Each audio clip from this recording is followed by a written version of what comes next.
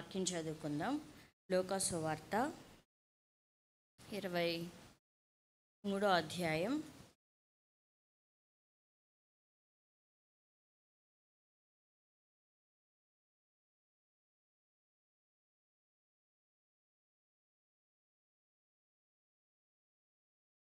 43వ వచనం చదువుతున్నానండి. అందుకు ఆయన వానితో, నేడు నీవు నాతో కూడా పరదేశంలో ఉండు అని నిశ్చయముగా నీతో చెప్పుచున్నానెను. ఇది యేసు సిలువలో పలికిన 7 మాటల్లో 2వ మాటగా మనం చదువుకుంటాం. ఇప్పటి వరకు మనం మొదటి మాట విన్నాం. మనం విన్నట్టుగా అలాగే ఇప్పుడు సేవకుడు ప్రార్థన చేసినట్టుగా మనం కూడా క్షమాపణ పొందాలి అంటే క్షమించే వారంగా ఉండాలి. అలా ఎవరైనా లేకపోతే ఈరోజు మనం సరి చేసుకుందాం. ఒకవేళ మనం చదువుకునే వాక్యాలు, మనం విన్న వాక్యాలు, మనం ధ్యానించే ఇలాంటి 7 మాటలు లాంటి వచనాలు మనం రాసుకోవడానికే అయితే గనక కనీసం ఈ సంవత్సరం వాటిని మనం పుస్తకాల్లో కాకుండా మన హృదయంలో రాసుకుందాం. ప్రతి సంవత్సరం మనం వింటూనే వస్తున్నాం కదా, కానీ మన జీవితంలో ఆ మాటల్లో ఏదో ఒక మాట అయినా ఈ సంవత్సరం నేను దీన్ని అనుసరించగలిగాను అని చెప్పగలిగే ఒక సాక్ష్యాన్ని మనం కలిగి ఉండాలని ప్రభువు పేరట మీ అందరినీ నేను మనవి చేస్తున్నాను. మనం ఈ 2వ మాటలో 2 దొంగల గురించి చదువుకుంటాం. మనం చదువుతూ చాలాసార్లు అనుకుంటాం, ఆయన పాపాత్ములైన కరుడుగట్టిన 2 పాపుల మధ్య సిలువ వేయబడ్డాడు అని. అది ఆయన గురించి చెప్పబడిన ప్రవచనమే. యెషయా గ్రంథంలో చెప్పబడింది కదా, ఆయన అతిక్రమం చేయువారితో కూడా ఒకరిగా ఎంచబడెను అనేది ఆయన గురించి చెప్పబడిన ప్రవచనమే అది. అందుకే ఆ ప్రవచన నెరవేర్పే 2 అతిక్రమం చేయబడిన వారి మధ్యలో ఆయన సిలువ వేయబడ్డాడు. యేసు ఎందుకు పుట్టాడు? యేసు ఎందుకు పుట్టాడు చెప్పండి అందరూ గట్టిగా. పాపుల కొరకు. ఇంకొక సమాధానం ఎవరైనా చెప్పగలరా? యేసు ఎందుకు పుట్టాడు? నశించిన దాన్ని. ఇంకొక సమాధానం, యేసు నా కోసం ప్రాణం పెట్టడానికి పుట్టాడు. సరే, యేసు ఎందుకు చనిపోయాడు? పాపుల కొరకు చనిపోయాడు. ఇలా చెప్పుకోవచ్చు. యేసు ఎందుకు పుట్టాడు? పాపుల కొరకు పుట్టాడు. యేసు ఎక్కడ సంచరించాడు? మన మధ్య అని ఉంది కదా. యోహాను సువార్త 1వ అధ్యాయం 14వ వచనంలో ఎవరైనా చదువుతారా? యోహాను సువార్త 1వ అధ్యాయం 14వ వచనం. ఆ వాక్యము శరీరధారి అయి కృపా సత్య సంపూర్ణుడుగా మన మధ్య నివసించాడు. మన మధ్య అంటే ఆయన ఎక్కడ నివసించాడు? పాపుల మధ్య. పాపుల మధ్య నివసించాడు. అందుకోసమే ఆయన వచ్చాడు. వాళ్ళ మధ్య, పాపులమైన మన మధ్య ఆయన నివసించాడు. పాపులతో సహపంక్తి భోజనం ఆయన చేశాడు కదా. పాపులతో, సుంకరులతో ఈయన భోజనం చేయుచున్నాడు ఏంటని పరిసయ్యులు, సద్దూకయ్యులు ఆయన గురించి మాట్లాడుకున్నారు కదా. ఆయన వచ్చింది పాపుల కోసం, ఆయన పుట్టింది పాపుల కోసమే. వాళ్ళని నిత్య జీవానికి వారసులుగా చేయాలని వాళ్ళతోనే ఆయన సహవాసం చేశాడు. వాళ్ళ మధ్యలోనే ఉన్నాడు, వాళ్ళ మధ్యలోనే తిన్నాడు, వాళ్ళతో పాటే తిరిగాడు కదండి. ఆయన శిష్యులందరూ కూడా ఎవరు? పాపులే, లేదా దొంగలే, లేదా వ్యభిచారులే, లేదా ఇంకా వేరే వేరే పాపంలో ఉన్నవాళ్ళే. వాళ్ళందరినీ కూడా ఆయన సొంత రక్షకుడినిగా అంగీకరించేలాగా చేసి వాళ్ళ విశ్వాసాన్ని బలపరిచి ఆయన చనిపోయే వరకు ఆయనతో పాటు తిప్పుకున్నాడు కదా. చివరిగా ఆయన ఎవరి మధ్యలో సిలువ వేయబడ్డాడు? 2 పాపుల మధ్యలోనే. అది ఆ ప్రవచన నెరవేర్పై. అయ్యయ్యో, ఈయనేంటి ఇంత పరమ పరిశుద్ధుడు పాపుల మధ్యలో సిలువ వేయబడ్డాడని మనం ఏదో పాపం, దారుణం, ఘోరం అనుకోవసరం లేదు. ఆయన మీద మనమేమి జాలి పడాల్సిన అవసరం లేదు. ఆయన గురించి మనమేం అయ్యో పాపమని బాధపడాల్సిన అవసరం లేదు. అది పాపం కాదు, మనం నేర్చుకోవాల్సిన పాఠం. మనం ఆలోచిద్దాం, ఒకవేళ ఈ సంవత్సరం యేసు సిలువలో పలికిన రెండవ మాటను మనం ఈ కోణములో నుంచి ధ్యానిద్దామా? మనకంటే తక్కువ స్థాయితో ఉన్న వారితో మనం కలవగలమా? పాపులతో, బలహీనులతో, సమాజంలో చిన్న చూపు చూపబడుతున్న వాళ్ళతో మనం కలుసుకోగలమా? వాళ్ళ పక్కన కూర్చోగలమా? యేసు భోంచేసినట్టు వాళ్ళతో కలిసి మనం భోజనం చేయగలమా? ఈ కోణంలో నుంచి యేసు పలికిన రెండవ మాటని మనం ధ్యానించచ్చా? మనం ఈ మధ్యాహ్న సమయంలో ఆలోచించేద్దాం. మనకంటే తక్కువ ప్రార్థన చేసే వాళ్ళతో కలవగలమా? మనకంటే తక్కువగా మందిరానికి హాజరవుతున్న వాళ్ళతో కలవగలమా? భక్తిహీనులతో కలవగలమా? మనం అందరం ఏమనుకుంటాం? సరే, ఇక్కడ రెండు క్యారెక్టర్ కదండి, పరిశుద్ధుడు, పాపి. మనం పరిశుద్ధులమా? చెప్పాలండి 100% కాదు కదా. సరే, పాపులమా?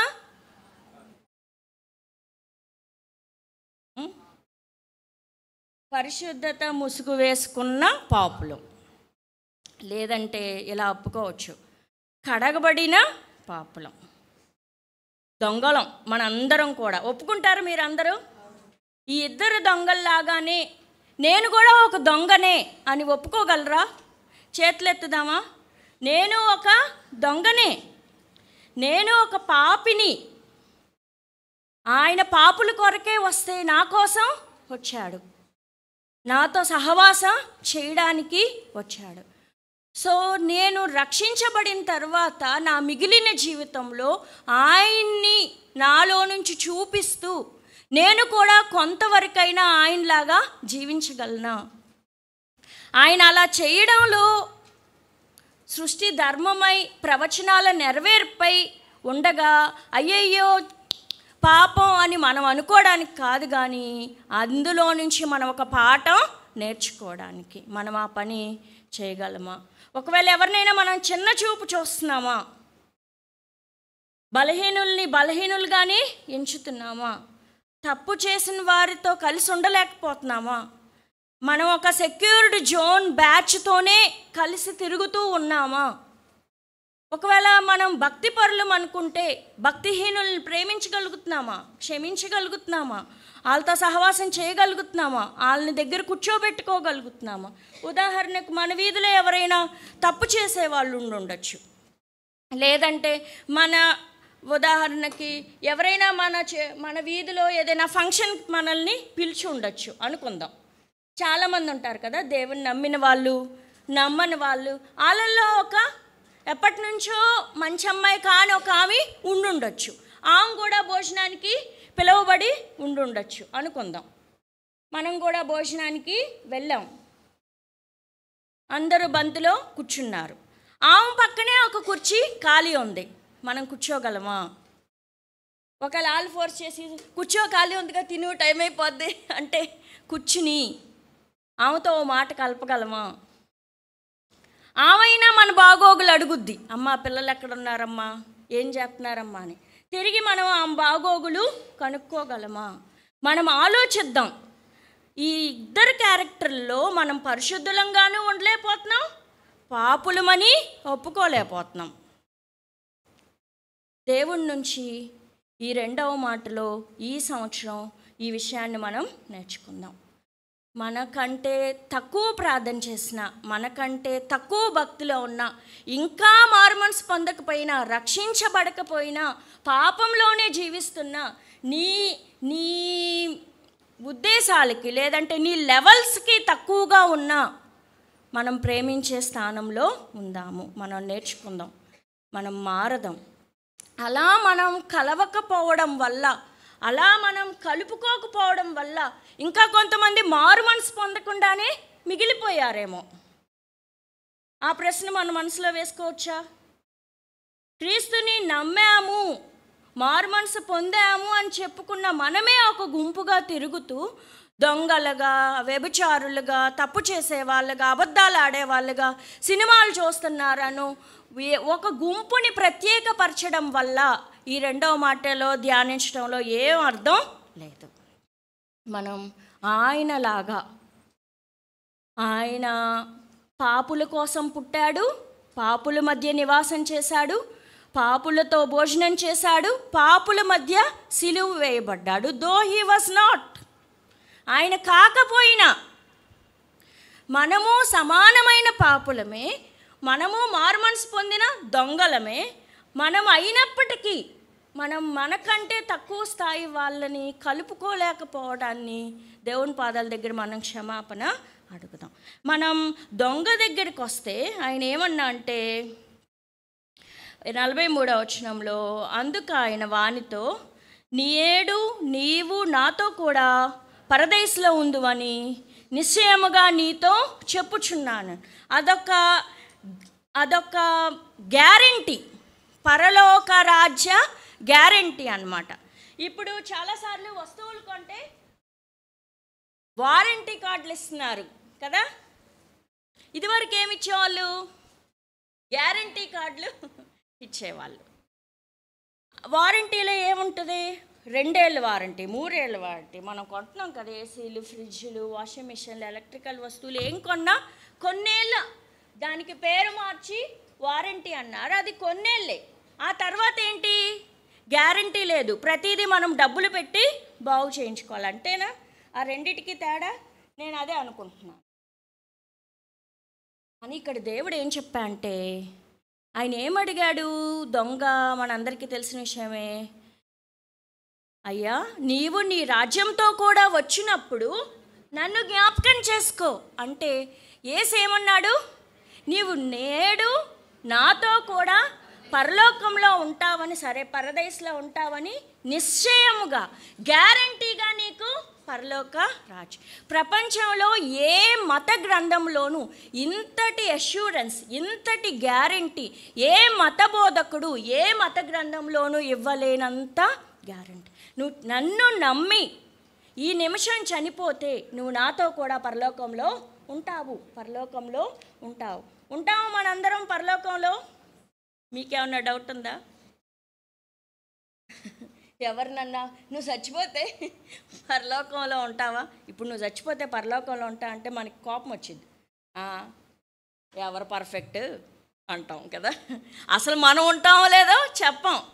నువ్వు పర్ఫెక్టా? నువ్వు ఉంటావా నేనుంటానో లేదో నాకు అవసరమైన విషయం.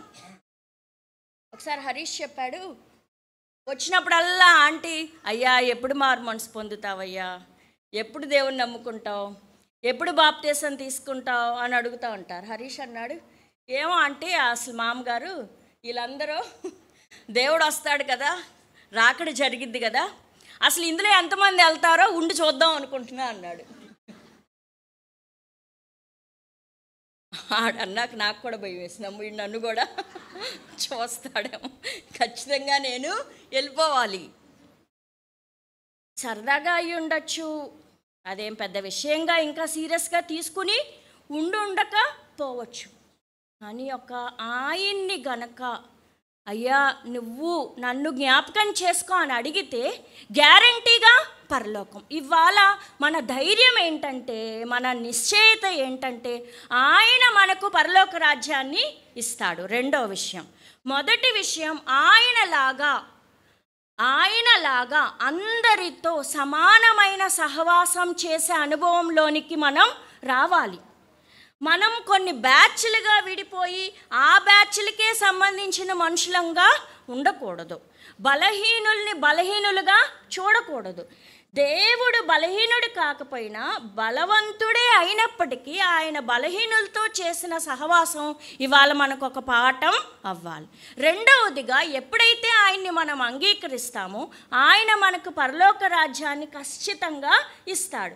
మనందరం, మనలో చాలామందిమి, ఇంచుమించుగా 90% పైబడిన వాళ్ళమి మారుమనసు పొంది బాప్తీసం తీసుకున్నామని అనుకున్నాం కదండి. మరి ఆయన మన పాపాలు క్షమించాడని మనకు ఎలా తెలిసింది? ఎవరు చెప్పారు? ఏంటండి, మీకు ఎవరు చెప్పారు మీ పాపాలు క్షమించబడ్డాయని? ఆయనే. మీరు అడిగారు, నేను అడిగాను, దేవా నేను పాపిని, ఒకవేళ నా హృదయం బట్టబయలుగా మనుషులకు కనిపిస్తే అసలు నన్ను ఎవరు క్షమించలేరయ్యా, నేను అంత పాపిని, నేను మనుషులు క్షమించలేని ఘోర పాపినయ్యా, నా ఆలోచనలలో చాలా పాపం ఉంది, నా అంతరంగంలో పాపం ఉంది, నేను దొరలాగా బతుకుతున్నాను, కానీ దొరికితే ఈ సిలువ మీద దొంగ కన్నా పెద్ద దొంగనయ్యా అని మనం ఆయన పాదాల దగ్గర ఒప్పుకున్నప్పుడు, ఏం పర్వాలేదు నేను నిన్ను రక్షిస్తున్నాను అనే రక్షణ ఆ సర్టిఫికెట్ని దేవుడు మనకిచ్చాడు. అది మనకు ఎలా తెలిసింది? ఆయన యందు మనం ఉంచిన విశ్వాసం వలన కృప ద్వారానే నేను రక్షించబడ్డాం, అంతే కదా. అక్కడ ఇంకెక్కడైనా ఏమన్నా ఉందా? దానికి మించింది లేదు. ఆయన విశ్వాసానికి, ఆయన వ్యక్తిత్వమే విశ్వాసం కదా. ఆయన్ని విశ్వాసం ఉంచిన ప్రతి వాళ్ళకి రక్షణ అనుభవం దొరుకుతుంది, రక్షించబడతాం. మనందరం అలాగే రక్షించబడ్డాం. గ్యారంటీ అయినా నిజంగానే ఒకవేళ మనం ఎవరినన్నా పాప క్షమాపణ కోసం మనుషుల దగ్గరికి వెళ్ళామనుకోండి, ఏమంటారు వెంటనే? ఏం పర్లేదులే, ఓకే ఫైన్, నేను నిన్ను క్షమించేశాను అంటావా? అసలు నువ్వు అప్పుడు ఏం చేసావు తెలుసా? మొన్న ఏం చేసావు తెలుసా? పోయిన సంవత్సరం ఏమన్నావో నీకు అసలు గుర్తుందా అంటాం. మనం ఏం చెప్తాం? పాపాల చిట్టా విప్పుతాము. కానీ దేవుడు ఎంత గొప్ప ఘోర పాపినైనా క్షమించి రక్షిస్తాడంతే. అది పరిశుద్ధునికి పాపులమైన మనకి ఉన్న తేడా. ఆయన అదే విశ్వాసంతో మనందరం రక్షించబడి ఇక్కడ కూర్చున్నాం. మనందరం కూడా దొంగలమే కదా. ఈ ఇద్దరు దొంగల్లో ఒకడు యేసుని కాదనుకున్నాడు, ఒకడు యేసుని కావాలనుకున్నాడు. మనం కాదనుకున్న దొంగలుగా మిగిలిపోదామా, కావాలనుకున్న దొంగలుగా ఇక్కడి నుంచి ఈ మందిరంలో నుంచి బయటికి వెళ్దామా? మన మధ్య రెండు ప్రశ్నలు. కావాలనుకున్న దొంగలమే అయితే గనక మనం కూడా యేసులాగా సహవాసం చేసేవారంగా ఉందాము. సహవాసం లేని వాళ్ళని ఆ సహవాసానికి పురుకొల్పే వాళ్ళంగా ఉందాం. కాదనుకున్న దొంగలమైతే మనల్ని ఎవరు ఇక మార్చలేరు, మన ప్రశ్నలకు ఎవరు సమాధానం చెప్పలేరు, మన వితండవాదాలకి ఎవరు సరిపోరు. కావాలనుకున్న దొంగలం వలె ఇవాళ ఇక్కడి నుంచి మనం వెళ్దాం. ఆయన ఏమనుకున్నాడు? అసలు పై దొంగతో ఏమంటున్నాడంటే, మనకైతే ఇది న్యాయమే. 41వ వచనంలో మనము చేసిన వాటికి తగిన ఫలము పొందుచున్నాము. అసలు వాళ్ళు పొందారు అక్కడ ఏంటి? సిలువ. వాళ్ళు చేసిన పాపాలకి తగిన ఫలం అక్కడ పొందుతున్నారు. చెప్పాలంటే మనందరం పొందామా? తగిన ఫలం పొందామండి? మనందరం పొందలే కదా, పొందలేదు. వాళ్ళు పొందుతూ కూడా ఏమంటున్నారంటే, మనకైతే ఇది న్యాయమే, కానీ ఆయన ఏ తప్పిదమును చేయలేదని చెప్పి ఆయనను చూచి, యేసు నీవు నీ రాజ్యంలోనికి వచ్చినప్పుడు నన్ను జ్ఞాపకం చేసుకో, అంతే. ఆయన మనలాగా మన గురించి, మన పాపాల విషయమై ఇతరులతో ఆయన చర్చించడు. మన పాపాల చిట్టా మన ముందు ఆయన విప్పడు. పాపాత్మురాలైన స్త్రీని కొంతమంది పట్టుకుని రాళ్లతో కొట్టాలని ఆయన దగ్గరికి తీసుకొచ్చారు కదండి. అందరినీ వాళ్ళకి చెప్పాల్సిన సమాధానం చెప్పి అందరినీ పంపివేసి ఆయన ఆమెతో ఏమన్నాడు? అమ్మా, ఎవరు నిన్నేమి, నేను కూడా నిన్నేమి, ఇక నువ్వు పాపము, అంతే. ఏదో వాళ్ళ ముందు నేను కూడా అంటే బాగోదని ఊరుకున్నాను, కానీ నువ్వేమన్నా తక్కువ అన్నాడా? అసలు ఏమన్నా అన్నాడా? ఏదైనా ఏదైనా ఏదైనా అనలా కదండి, అన్నాడు ఆయన మనల్ని కూడా. దొంగని చూస్తే, నేను దొంగ గురించి ఈ సంవత్సరం ధ్యానించినప్పుడు కొంచెం కుళ్ళు కూడా వచ్చింది. దొంగ ఒక్క ఆరాధన చేయలా, ఒక్క ప్రార్థన చేయలా, ఎవరు మారు మనసు కొరకు బోర్ నేడ్చి దేవుని మందిరంలో గడపలా. ఒక్క స్తుతి కూడా అన్న పెట్టుకున్నాడా? ఒక్క విజ్ఞాపన ప్రార్థన కన్నా వెళ్ళాడా?